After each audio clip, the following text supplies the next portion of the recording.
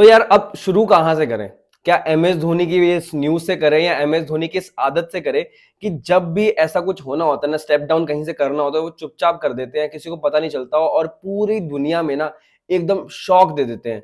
M S Dhoni ने step down कर लिया अपनी कैप्टनसी से, वो भी एकदम आईपीएल के पहले मैच शुरू होने से पहले 2024 के। मतलब बड़ा अजीब सी फीलिंग है ये कि ऋतुराज गायकवाड़ को कैप्टनसी मिली है। ऑफ कोर्स ये ट्रांजिशन फेज है यहाँ पे इस टीम के लिए बतौर कप्तान, और ओवरऑल जो सिनेरियो है वो एकदम आइडियल था एम एस धोनी के लिए कि यहाँ पे कैप्टनसी सौंपे किसी और को और उसके साथ साथ यहाँ पे थोड़ा सा टीम को और ग्रूम करे और आगे ट्रांजिशन के लिए चेंज करे, और वही किया एम एस धोनी ने। लेकिन यार दिल तो माही भाई का फैन है ही ना, बुरा तो लगेगा ही कि एम एस धोनी थोड़ा सा और आप माही भाई प्लीज कर लेते कप्तानी और मजा आता, हम देखना चाहते हैं आपको। और विकेट के पीछे से गेम बदल देता है कोई इंसान, सबको पता है कौन है वो इंसान। और M S Dhoni, we will miss you as a captain for sure, लेकिन वी ऑल्सो नो कि अभी ऋतुराज गायकवाड़ के साथ एम एस धोनी का कॉन्ट्रीब्यूशन काफी ज्यादा रहने वाला है, काफी काम करने वाले हैं। तो इंटरेस्टिंग होने वाला है कि इस सीजन में एम एस धोनी क्या रोल लेकर आते हैं। और अगर आपको ये याद हो तो उन्होंने एक पोस्ट किया था फेसबुक पे कि excited for the new role.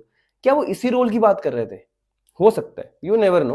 और अब चलते हैं हम सीधा अपने ग्राउंड वर्क की तरफ, क्योंकि यार जब भी किसी भी इम्तिहान की तरफ जाते हो या कुछ भी आप काम की तरफ जाते हो ना, तो ग्राउंड वर्क सही होना बहुत इंपॉर्टेंट है।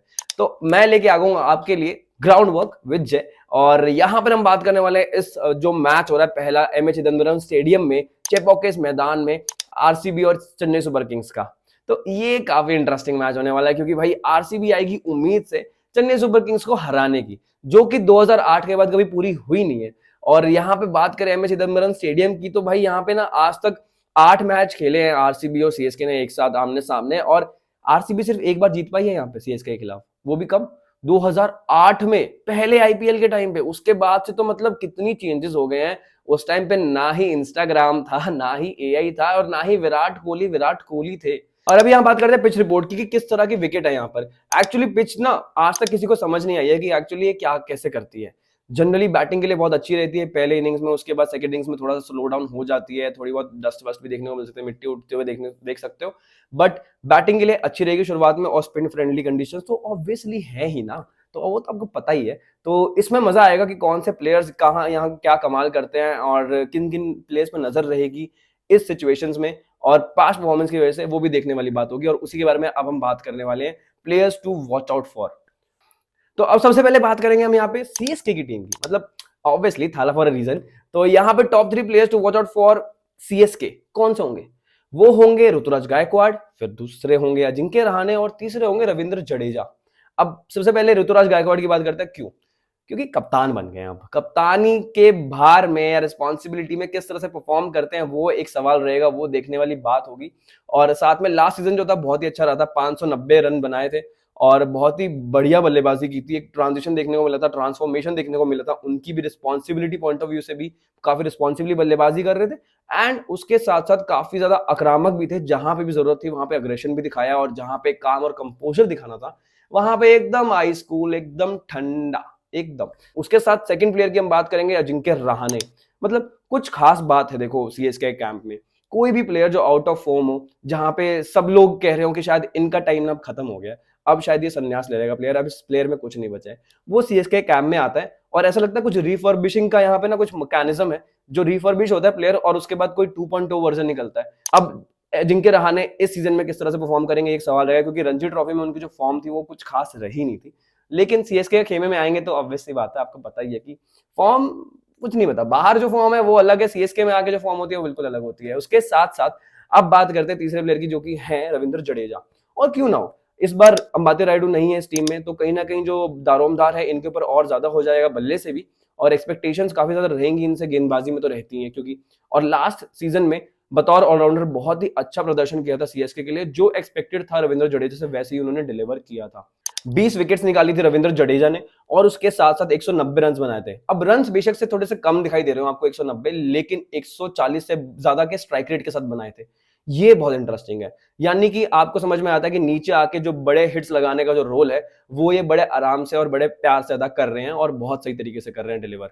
तो ये बहुत इंटरेस्टिंग है और ये बहुत अच्छी बात है। वी होप कि इस साल भी ऐसे ही करे। और जो विनिंग रन आए थे फाइनल में, वो कैसे भूल सकते हैं यार, मजा अभी भी याद है। वो एम ए धोनी ने उनको गले लगा लिया था, उठा लिया था। और अब बारी है विराट कोहली, या फिर नहीं सॉरी विराट कोहली नहीं है कैप्टन फाफ डुप्लेसी कैप्टन है। सबके दिमाग में विराट कोहली चल रहा होगा यहाँ पे कि विराट कोहली, लेकिन एक्चुअली कैप्टन है फाफ डुप्लेसी। तो फाफ डुप्लेसी की आरसीबी के बारे में बात करेंगे, और उसके साथ साथ अगर top 3 players to watch out for की बात करें आरसीबी के लिए, तो वो केजीएफ की जोड़ी रहेगी मेरे लिए। तो क्योंकि कोहली, ग्लेन मैक्सवेल और फिर फाफ, मतलब ये केजीएफ की जो जोड़ी थी उसने लास्ट सीजन में ना मतलब धमाका मचाया था बल्ले से। कोई भी सामने बॉलर्स हो, कोई भी बॉलिंग टीम हो, सबको ऐसे नचाया था ना अपने बल्ले के इशारों पे कि क्या बताए। चाहे आप फाफ डुप्लेसी की बात करो, 700 से ज्यादा रन उनके थे, फिर विराट कोहली के 600 ज्यादा रन थे लास्ट सीजन के आईपीएल में, और उसके साथ साथ ग्लेन मैक्सवेल के 400 ज्यादा रन थे। तो ये अपने आप में बताते हैं कि ये किस तरह का फॉर्म लेके आएंगे, किस तरह का इंपैक्ट क्रिएट कर सकते हैं। बस फॉर्म सही रहे तो मजा आ जाएगा और अच्छा लगेगा। और उसके साथ साथ ग्लेन मैक्सवेल जो ऑफ स्पिन ऑप्शन लेके आते हैं वो इस मैच में बहुत कारगर साबित होगा, बिकॉज ऑब्वियसली बात है कि जो चेपॉक की पिच है वहां पे स्पिनर्स का रोल कितना इंपॉर्टेंट होता है आप सभी को पता ही है। ऑफ स्पिनर हैं और स्पिन डिपार्टमेंट में से भी आरसीबी का थोड़ा सा वीक दिख रहा है, तो वहां पे ग्लेन मैक्सवेल का बतौर गेंदबाज भी बहुत बड़ा रोल होने वाला है। और अब चलते हैं हमारे प्रोबेबल 11, लेकिन नहीं इतनी जल्दी नहीं, प्रोबेबल 11 की तरफ नहीं जाएंगे। अभी हम बात करने वाले एक और bonus player to watch out for की। वो कौन है? एक एक प्लेयर की बात कर लेते हैं, एक और की, क्योंकि यार ऐसा ना मन नहीं भरा 3-3 प्लेयर्स की बात करके, और जो प्लेयर आपको सुनना है ना वो तो आपके जहन में है, लेकिन मैंने बोला नहीं है तो आपको लग रहा है यार ये प्लेयर क्यों नहीं लिया। एमएस धोनी के बारे में ऐसे बात नहीं करेंगे तो कैसे चलेगा। एमएस धोनी ने लास्ट सीजन में जो किया मतलब एक्सपेक्टेड वही था उनसे, और रन्स जो थे वो कम बनाए लेकिन 180 के स्ट्राइक रेट से बनाए। 104 के आसपास कुछ रन्स थे उनके और 180 प्लस का स्ट्राइक रेट था। तो वही देखना चाहते हैं अभी भी हम माही भाई से, वो विंटेज धोनी आ जाए, क्योंकि बाल भी वैसे आ गए हैं, लुक वैसी आ गई है, तो एक्सपेक्टेशंस जो है वो हमारी वैसी सेट हो गई है कि इस बार भी आएंगे और छक्के लगा के जाएंगे। और अब तो कैप्टनसी के रिस्पॉन्सिबिलिटी से उस बाहर से भी थोड़ा सा रिलैक्स हो गए होंगे, रिलीव हो गए होंगे।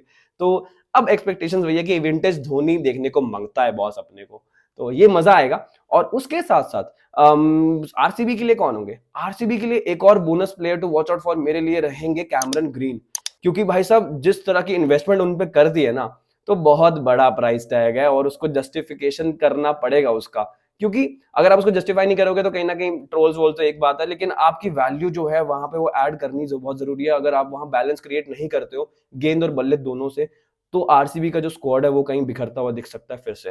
तो आपको वहां पे परफॉर्म करना पड़ेगा, और मेरे को लगता है कैमरन ग्रीन परफॉर्म भी करेंगे। और अब चलते हैं हम अपने प्रोबेबल 11 की तरफ। तो सबसे पहले बात करेंगे हम सीएसके की प्रोबेबल 11 की।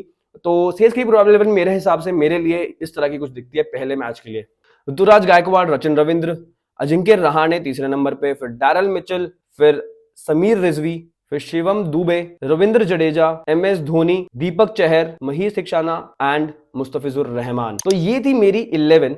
अब प्रोबेबल 11 की बात कर ली है, तो अब बात कर लेते हैं इंपैक्ट प्लेयर्स की। अगर इंपैक्ट प्लेयर में मुझे किसी को लेना होगा तो मैं शार्दुल ठाकुर को ले सकता हूं बतौर गेंदबाज भी, और अगर मुझे बल्लेबाज पॉइंट ऑफ व्यू से लेना होगा तो भी मैं शार्दुल ठाकुर को ले सकता हूं, अगर डिपेंडिंग ऑन द सिचुएशन कि किस तरह की सिचुएशन रहेगी वहां पर। तो राजवर्धन हंगरकेकर भी एक ऑप्शन बन सकते हैं, बिकॉज वो अच्छी ऑलराउंड एबिलिटी रखते हैं अपने साथ, तो ये एक ऑप्शन मेरे लिए बन सकते हैं। अब देखना होगा किस तरह से अभी जाते हैं, क्योंकि फॉर्म वॉर्म कुछ अभी पता नहीं है किसी का भी किस तरह से चलेगा। और समीर रिजवी पे नजरें सबकी होंगी वहां पर, क्योंकि भाई साहब 8.4 करोड़ का प्राइस टैग लेकर आए हैं, बट वो वहां पे वो सब नहीं सोच रहे होंगे फॉर श्योर, क्योंकि सीएसके ऐसी टीम है ही नहीं जो आपको प्राइस टैग का एकदम ज्यादा से ज्यादा आपको प्रेशर दे। अब बात करते हैं आरसीबी की। यहां पर आरसीबी की टीम कैसी दिखती है? आरसीबी की प्रोबेबिलिटी मेरे हिसाब से कुछ ऐसी बनती है। फाफ डुप्लेसी, फिर Rajat Patidar, Virat Kohli, Glenn Maxwell number 4 पे, फिर सुयश प्रभु देसाई, फिर उसके बाद आएंगे कैमरन ग्रीन, फिर दिनेश कार्तिक, फिर करण शर्मा, मोहम्मद सिराज, यश दयाल और लॉकी फर्ग्यूसन। तो ये होगी मेरी प्रोबेबल 11 फॉर आरसीबी। और सीएसके वर्सेस आरसीबी का जो पहला मैच चल रहा है वहां पे मेरे को लगता है कि ये अच्छा रहेगा, क्योंकि लॉकी फर्ग्यूसन के पास जो पेस है और डेथ में जो यॉर्कर्स डालते हैं वो बहुत ही जबरदस्त है और वो बहुत जरूरी भी है। उसके साथ साथ यश दयाल जो लेफ्ट आर्म पेसर अपना एलिमेंट लेकर आएंगे वो अलग है, वो थोड़ा मजेदार होगा। और जो 5 छक्के लगे थे वहां से निकल के अब उनको अपने आप को प्रूव भी करना है, तो अच्छा मौका भी है। और स्पिन डिपार्टमेंट कहीं ना कहीं थोड़ा सा कमजोर है। बेस्ट स्पिनर्स मेरे पास जो ऑप्शन थे वो थे हमारे पास करण शर्मा एंड ग्लेन मैक्सवेल को वहां पे ऊपर रख ही दिया है हमने। उसके साथ कैमरन ग्रीन जो है वो अच्छा ऑलराउंड एबिलिटीज लेकर आएंगे, तो एक्सपेक्टेशंस वही रहेगी जो लोअर मिडिल ऑर्डर का जो एरिया है और जो खेमा है वो बहुत वीक सा लग रहा है, वहां पे हार्ड हिटर्स नहीं है, तो वो काम अगर वो कर दे तो सोने पे सुहागा होगा। और गेंदबाजी थोड़े से विकेट्स निकाल कर दे दें एक आध बीच में मैच में और अच्छे ओवर्स डाल दें तो वो भी बहुत बढ़िया होगा। तो इस तरह से ये प्रोबेबल 11 दिखती है। और अगर मैं बात करूं इम्पैक्ट प्लेयर्स की, तो इम्पैक्ट प्लेयर्स में मेरे लिए रहेंगे महिपाल लोमरोर बैटिंग में, और अगर बॉलिंग में जरूरत पड़ती है तो आकाशदीप आ सकते हैं गेंदबाजी पॉइंट ऑफ व्यू से बतौर तेज गेंदबाज यहाँ पर इम्पैक्ट प्लेयर के तौर पे। तो ये है एनालिसिस अब तक का अपना यहाँ पे इस मैच के लिए प्रीव्यू। और उसके साथ एक सवाल पे छोड़ के जाऊंगा, आपको क्या लगता है कि ऋतुराज गायकवाड़ जो है वो इस साल अब आईपीएल जितवा पाएंगे सीएसके की टीम को, खड़े उतर पाएंगे? जो एक्सपेक्टेशंस है इतने सारे लोगों की, इतने सारे फैंस की, और इतने बड़े शूज फिल करने हैं उनको एमएस धोनी के, आपको क्या लगता है कि वो कर पाएंगे, जस्टिफाई कर पाएंगे? कमेंट्स में अपने जरूर देना। और ऐसी ही वीडियोस देखने के लिए, क्योंकि अभी बहुत सारा कंटेंट आने वाला है, तो जरा सब्सक्राइब कर लेना चैनल को और कहीं जाना मत, क्योंकि हम आते रहेंगे बार बार आपके साथ यही सब डिस्कस करने, यही सब शेयर करने। और देखते रहना ग्राउंड वर्क, और उसके साथ साथ चैनल को सब्सक्राइब कर देना। Thank you so much.